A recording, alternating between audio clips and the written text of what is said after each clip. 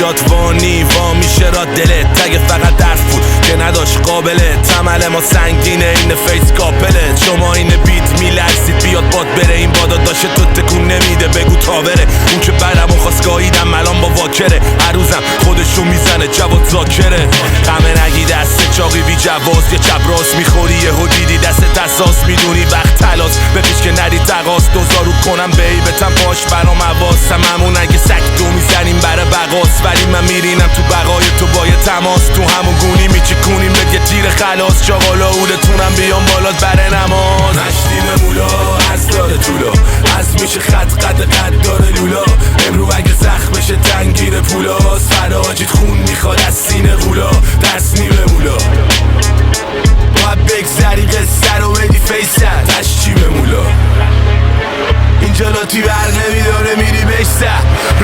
خیابون یادم داد سکوتو کنم پیشه این قصه مستنده نداره هنر پیشه این ور آهو نمیده به بچه شیر یادت میدن چه تو بوسه بگیری یه لب تیغ به جاش خوبی نیست بکار شبا ریسک را تگایی میکنن با پلیس نام مایه میشینه تو کفاس و زیر کیلو باشه اصلا نمیکشه ترازو حادثه کمی عادی مردن رویاها حراجه آینده مبهم مسراز بقا جدال فرصت طالبنمه واسه مدال قدرت دست اول پیروزی قانون ریسک میگه تو جنگ جز اعتماد گزینه نی نداری روال سرید تیغ میسوزی همیشه زود میشه دیر میچرخ زمین تشنه بخون زمان بیرمه نوبتت شد بچکون حتی بعد مکل نشد پازل زور مونده یادم حافظه خوب دنبال حقمون تو دل شب تیغم میشینه رو تن بیزات شهر مینوشم خونشو وسط جنگ همه میگن دوستان تر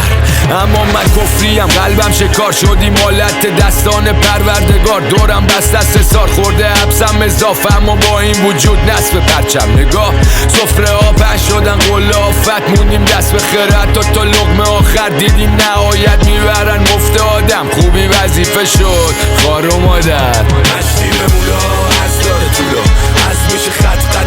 داره لولا امرو اگه زخم بشه تنگیر پولاس فراجید خون میخواد از سینه غولا دست نیمه مولا باید بگذری قصه رو بدی فیسن تشتی به مولا